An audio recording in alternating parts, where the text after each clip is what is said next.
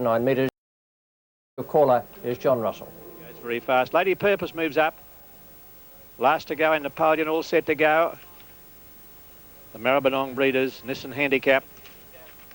Lights on. Set. Ready. Line is good.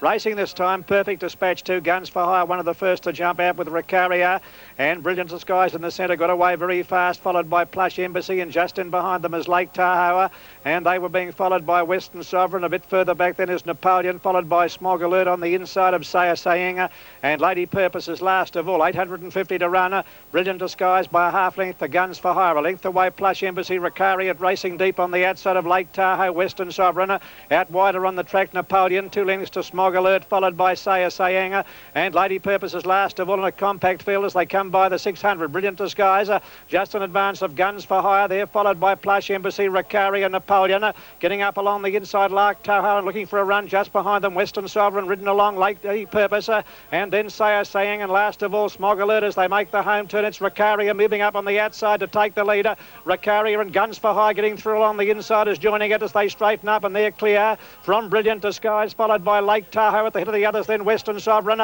but Ricaria's kicked away on the run home. It's well clear now in second place, battling on Guns for Hire. Lake Tahoe coming home well, but Ricaria too good, and Ricaria drew away to score nicely. Ricaria first, second Lake Tahoe, third Guns for Hire, followed by Lady Purpose, a good run, fourth, then Plush Embassy, followed by Brilliant Disguise, and behind them Western Sovereign, Saya Sayenga and Napoleon, and last home is Smog Alert.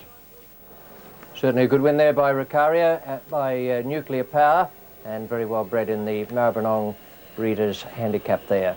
We'll take a break and then we'll be back. With the dismissal of Sanjay Mandraka. Good afternoon, soon. It's time now to go over to Canterbury for race 6, the William Inglis Classic over 1,200 metres. The winner will receive $200,000. Your commentator, Johnny Tapp.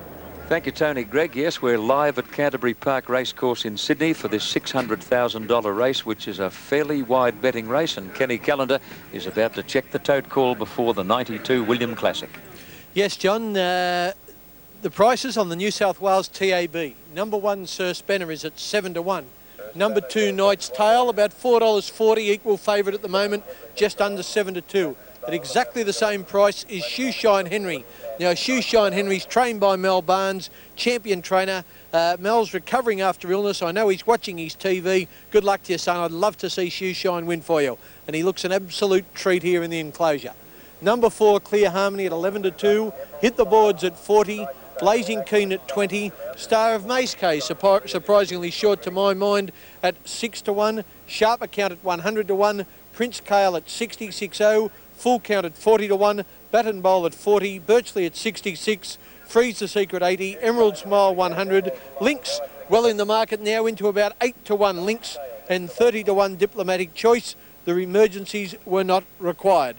John, I've selected Knight's Tale, but it'd be great to see Shoeshine Henry win for Mel Barnes. Yeah, Mel's a great bloke. He's made a terrific recovery, and if you think Shoeshine Henry looks good, you should see Mel Barnes. He too is jumping out of his skin, and he'll be back at the races very, very shortly. Now, one to come up, Lynx, who's drawn towards the outside of the field, and they're just about ready for dispatch now in the William Inglis Classic. 1,200 metres the journey. A lot of blue colours in the race.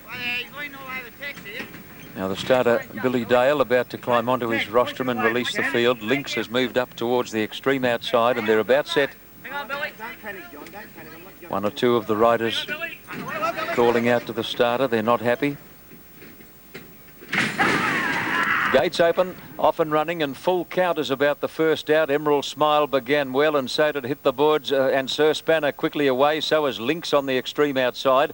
Getting through into a handy spot soon after the start is Knight's Tale, and not too far away Clear Harmony when they settle, followed by Birchley, Sharp Account, Baton Bowl. Shoeshine Henry a bit awkwardly placed as back midfield near the fence. A gap then to Star of Maze K a long way out of his ground, followed by Blazing Keen, and then Prince Kale, Diplomatic Choice, and tailed right off is Freeze the Secret. Secret as they start the run up the hill. 600 out, Links crossed and went to the lead over Full Count. Clear Harmony on the fence, followed by Emerald Smile. Shoeshine Henry tracking up. In fact, he's off the fence now, followed by Batten Bowl. Sir Spanner's about 5 lengths off the lead as they come to the corner, followed by Prince Kale. Further back, Hit the Boards, Diplomatic Choice, and Knight's Tale is giving them a very big start. On the corner, Links the leader over Full Count, followed by Clear Harmony, and then Emerald Smile. Sir Spanner behind them under pressure, and Shoeshine Henry right down the outside is winding up and coming after the leaders. The roughie Full Count put the head in front of Links. Clear Harmony getting through on the rails. Shoeshine Henry on the outside. He's going better. Shoeshine Henry, what a tonic for Mal Barnes. Shoeshine Henry raced away to win over Full Count, which gave the bookies a thrill.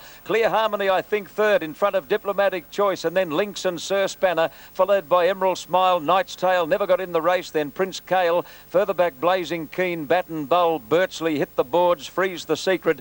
Second last in the event is Sharp Account and Absolute Star of Maze K, which was badly checked at about the 600 metres mark.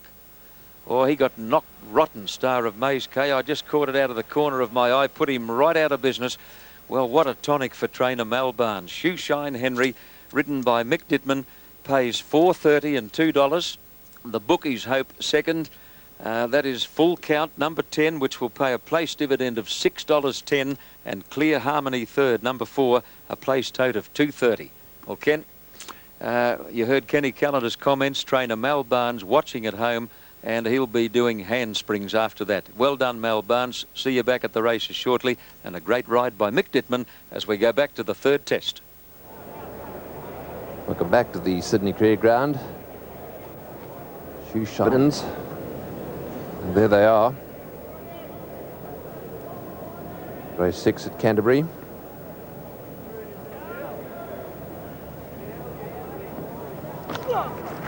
Bowling.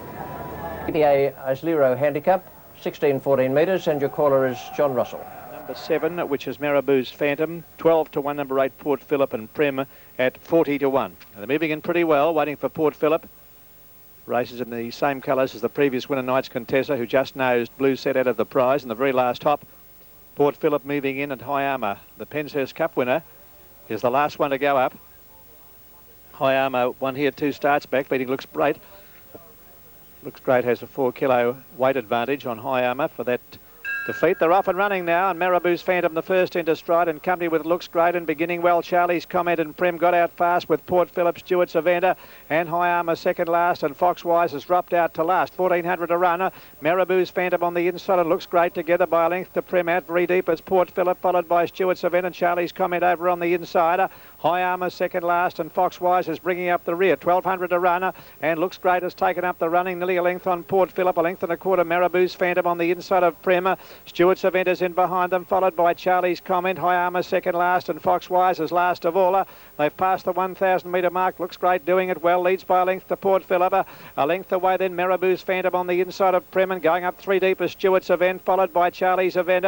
Charlie's Comment rather over on the inside there, going forward. Just in behind them came High Armour, and last of all is Foxwise. In the rain they come down towards the 650. Looks Great doing it well. A half length to Port Phillip, a length to Marabou's Phantom in the box seat, followed closely there by Stuart's Event. Further back as Charlie's Comment is now getting a run. Prem is further back, followed by High Armour, and Foxwise is still the vast of all as they come up towards the home turn. 500 to go. Port Phillip on the outside has taken a slight lead from Looks Great. Charlie's Comment running on.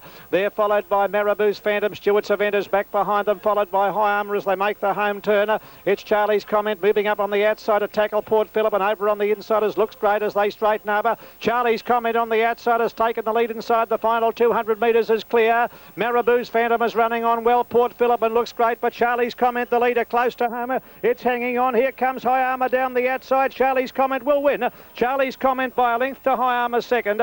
Close up third Marabou's Phantom, followed by Looks Great and Port Phillip. Foxwise, Stuart's Event, and the last home is Prem.